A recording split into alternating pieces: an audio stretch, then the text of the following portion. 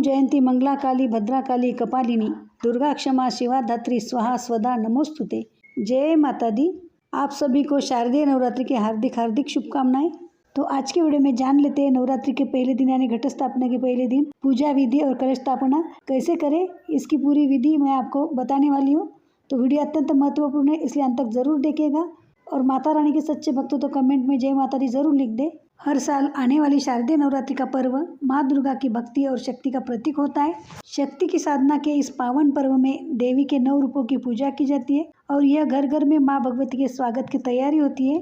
नवरात्रि के पहले दिन घट स्थापना के साथ इस महापर्व की शुरुआत होती है। साल 2025 में शारदीय नवरात्रि की शुरुआत 22 सितंबर 2025 सोमवार से हो रही है। पंचांग के अनुसार शुक्ल पक्ष की प्रतिपदा तिथि 22 सितंबर की रात 1:23 से शुरू होगी और इस तिथि का समापन 23 सितंबर की रात 2:55 पर होगी। सनातन मान्यताओं के अनुसार उदय काल में शुरू होने वाली तिथि ही मान्य होती है। इस तरह 22 सितंबर को ही घट स्थापना और माँ दुर्गा की पूजा का दिन रहेगा।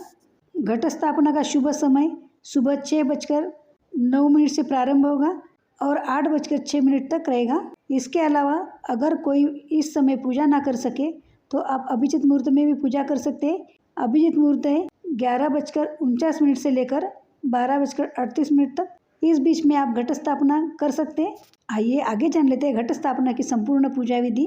घट स्थापना से पहले घर और पूजा स्थल की साफ सफाई कर ले। सुबह स्नान करके साफ कपड़े पहने। अब पूजा स्थल पर उत्तर या पूर्व दिशा की ओर मुख करके बैठे। पूजा शुरू करने से पहले आप पूजा की सामग्री पहले ही इकट्ठा कर ले ताकि पूजा करते समय आपको हड़बड़ी ना हो जाए। यदि आपको पूजा सामग्री की संपूर्ण जानकारी चाहिए तो ये भी वीडियो मेरे चैनल पे अवेलेबल है, तो आप इसे डिस्क्रिप्शन बॉक्स में या आई बटन पे जाके देख सकते हैं। सबसे पहले आप एक चौकी लगा लें।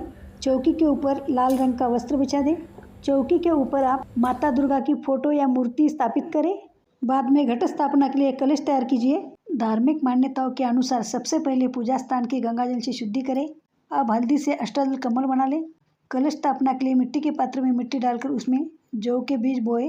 अब एक मिट्टी या तांबे के लोटे पर रोली से स्वस्तिक बनाए। लोटे के ऊपरी हिस्सों में मोली बांधे। अब इस लोटे में साफ पानी भरकर उसमें कुछ बूंदे गंगाजल की मिलाए। अब इस कलश के पानी में सिक्का, हल्दी, सुपारी, अक्षत, पान, फूल और इलायची डालें। फिर 5 प्रकार के पत्ते रखें और कलश को ढक दें। इसके बाद लाल चुनरी में नारियल लपेट कलश के ऊपर रख दें।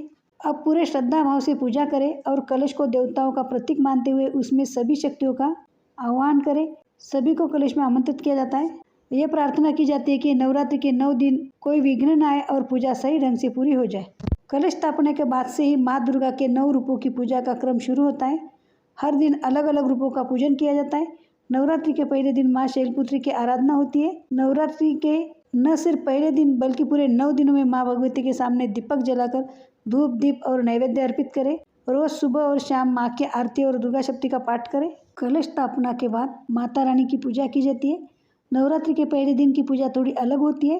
इस दिन माता रानी की पूजा से पहले घट स्थापना की जाती है। कलश स्थापना के बाद आद्य पूजक गणेश जी की पूजा कीजिए। भगवान गणेश को जनेऊ अर्पित कीजिए, लाल पुष्प, गंध। इसके बाद माता रानी को चुनरी, फूल, रोली, चंदन, फल और मिठाई आदि अर्पित करें। पूजा स्थल पर देशी घी का दीपक जलाएं। नवरात्रि में अखंड ज्योति स्थापित करना भी शुभ माना जाता है, जिसके लिए आप तिल के तेल या घी का उपयोग कर सकते हैं। पूजा के दौरान माँ दुर्गा के मंत्र दुम दुर्गाय नमः का जाप कर सकते हैं। हाथ में फूल लेकर नवरात्रि की व्रत कथा सुने या दुर्गा सप्तशती का पाठ करें। माँ को उनके प्रिय भोग अर्पित करें। अंत में माँ दुर्गा की आरती करें और प्रसाद को सभी में बांट दें। यदि इस प्रकार आप 9 दिनों तक माँ दुर्गा की सेवा करते हैं, उनकी पूजा करते हैं, तो आपकी मनचाही इच्छा जरूर माँ पूरी करती है और आप पर हमेशा उनकी कृपा बरसाती है। तो ये थी आज की वीडियो की जानकारी। आशा करती हूँ आपको ये जानकारी अच्छी लगी है। यदि जानकारी अच्छी लगी तो कमेंट में जय माता दी ज़रूर लिख दें। चैनल पे नए हो या पहली बार आए तो चैनल को सब्सक्राइब करना बिल्कुल भी ना भूलें। साथ ही में बेल आइकन भी क्लिक करें और ज़्यादा से ज़्यादा भक्तगणों तक शेयर ज़रूर करें। धन्यवाद। जय लक्ष्मी माता।